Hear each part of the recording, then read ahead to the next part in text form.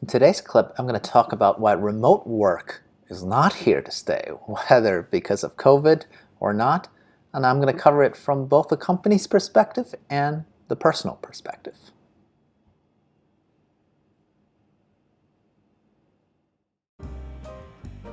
Hey, Zenpak here. Today I'm trying a new mic, so let me know how the sound is. So the topic of the day is whether remote work will be here to stay, right? And my opinion, I think I mentioned previously on my 2020 review, which is no, this is absolutely going to revert back to the status quo. And here are some personal reasons as well as the reasons from the companies as to why this is not going to be, nor should it be, the way going forward, okay? Reason number one, personal reason. Most people are lazy, okay? Now, of course, there are exceptions, like my wifey, who now counts all previous commute time as work hours. Wow, amazing. What a great deal for the company. The problem is that she's the exception, not the rule. Most people are going to be more like me, who'd be watching Netflix in the background, having a couple of drinks, and taking multiple naps during the weekday if I'm working from home, you know, with no one to watch over me. I mean, come on. Admit it, working from home, the working part is oxymoronic. So remote work is frankly incredibly inefficient, okay, at an individual level. Okay. Number two, here's a company reason, right? Companies make decisions based on how much profit they make, right, and the value they generate for shareholders if they're a public company, right?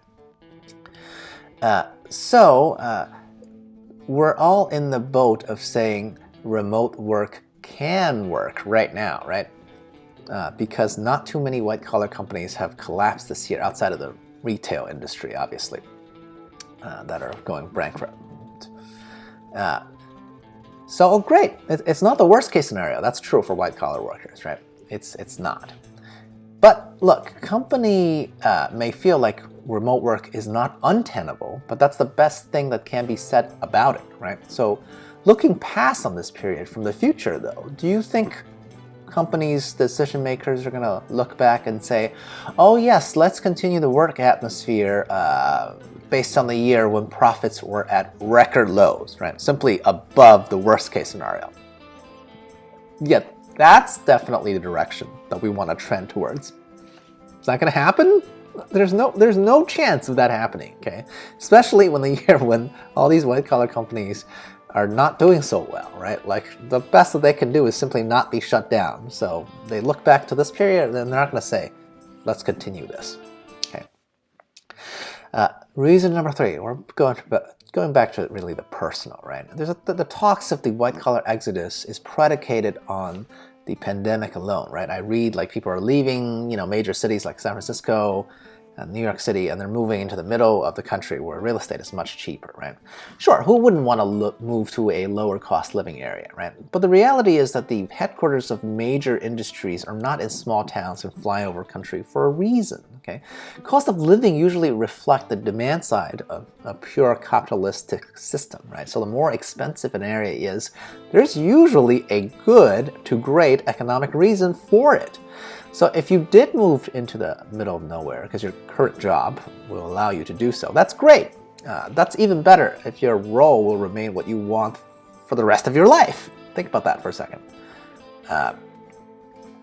Because what do you do when you need to, say, change your job, right? Like you want to move or change a field, or you get laid off in the worst case, right? Because I can guarantee you, no matter what field you're currently in, okay, the likelihood of finding a major competitor in the middle of nowhereville is going to be very, very, very poor. Okay, and remember, this might be a few years down the line, right?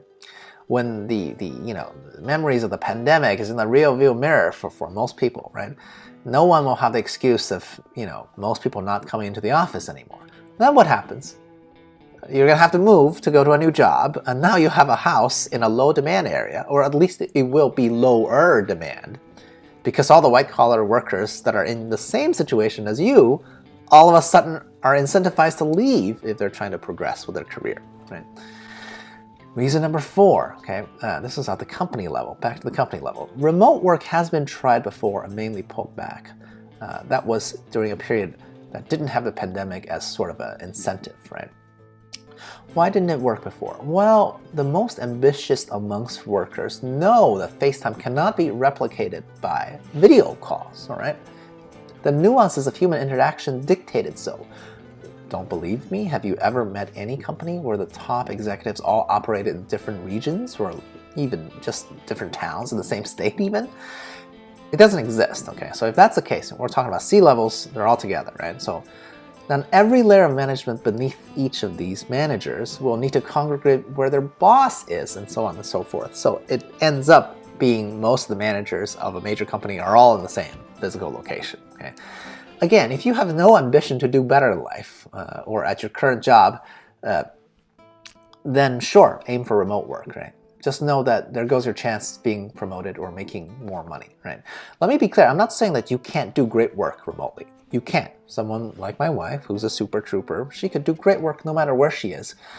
But here's the other thing, even if you did just do great work, it's harder to be recognized when you're remotely, right? Every ambitious worker knows this, and that's why they just naturally congregate towards the headquarters.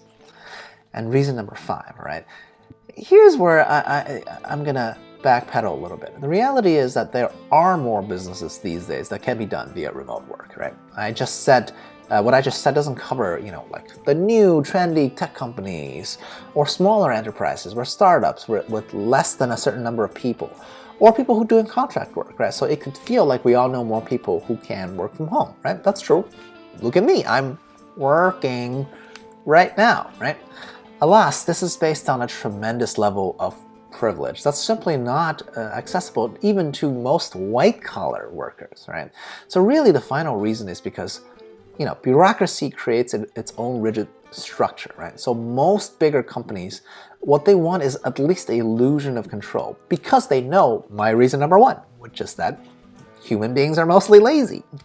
Right? People forget how these company culture or structure came to be, but usually these came to be for good historic reasons because the system of control that a company wants to put on you can be enforced locally, right?